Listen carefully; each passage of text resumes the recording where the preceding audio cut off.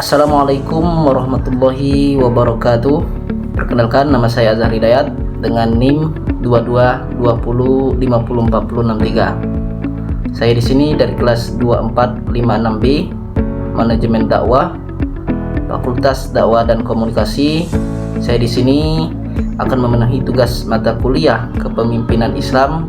Dalam ini saya akan menganalisis Bapak Purbaya Yudi Sadewa sebagai Menteri Keuangan. Jenjang karir profesional beliau, yang pertama di Engineer di Schlumberger Overseas atau SA tahun 1989 sampai 1994. Yang kedua senior ekonomis di SIP Ekonomis di Dana Reksa Research Institute tahun 2000 sampai 2013. Lanjut lagi Direktur Utama PT Dana Reksa Securities tahun 2006 sampai 2008 dan anggota Dewan Direksi PT Dana Reksa tahun 2013 sampai 2015. Lanjut, pernah menjadi staf khusus dan deputi di berbagai lembaga pemerintahan termasuk Kementerian Koordinator dan Kantor Staf Presiden. Dan juga pernah jadi Ketua Dewan Komisioner Lembaga Penjamin Simpanan atau LPS tahun 2020 sampai 2025. Dan sampai sekarang beliau menjadi Kementerian Keuangan Republik Indonesia, dilantik sebagai Menteri Keuangan Republik Indonesia pada tanggal 8 September 2005 setelah menggantikan Ibu Sri Mulyani Indrawati atas keputusan Presiden Prabowo Subianto. Tentu Presiden Prabowo. Ini saya mengajak seluruh jajaran Kementerian Keuangan untuk menjaga semangat pengabdian, bekerja dengan integritas, dan memperkuat rasa kebersamaan. Kita adalah penjaga keuangan negara dan keberhasilan kita akan menentukan kepercayaan rakyat kepada negara. Analisis kepemimpinan Pak Purbaya berdasarkan PPT Ibu Dr. Pipi Hasmawati SMSI pada slide kepemimpinan dan pimpinan Islam.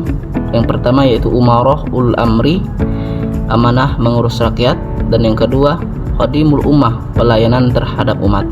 Pada video sebelumnya Pak Purbaya mengatakan semangat pengabdian kepada masyarakat, bekerja dengan integritas, dan menciptakan lingkungan yang kerjasama. Berdasarkan keberhasilan Pak Purbaya itu menciptakan kepercayaan masyarakat terhadap masyarakat. Dari sini Pak Purbaya sudah menjalankan kriteria pimpinan Islam dari Umar Ulul Amri atau amanah mengurus rakyat, dan yang kedua Khadimul Ummah, pelayanan terhadap masyarakat. Dari awalnya dilantik Pak Purbaya menjadi Menteri Keuangan.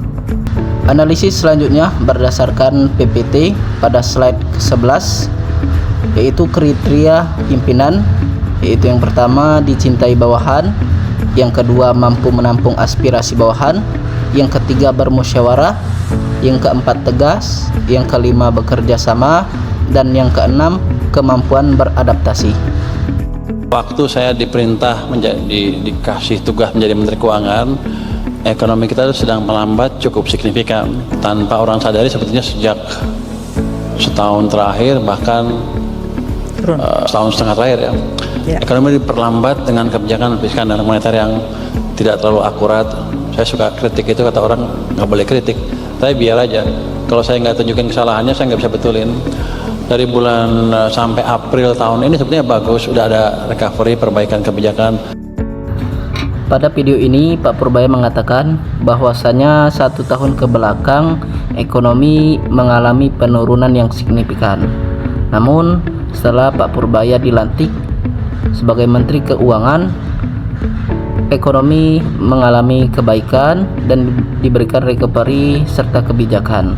Dari sini Pak Purbaya mampu beradaptasi serta bekerja sama dan juga bermusyawarah dengan bawahan, dan juga mampu menampung aspirasi bawahan dengan berjalan dengan lancar. Adapun hasil kinerja Pak Purbaya beberapa dekade ini, yang pertama yaitu pemindahan dana pemerintah Yang kedua, defisit APBN. Yang ketiga, cukai rokok. Yang keempat, penunggak pajak. Yang kelima, insentif kinerja daerah. Dan yang keenam, menolak taks amnesti berulang. Itulah hasil kinerja Pak Purbaya beberapa dekade terakhir ini.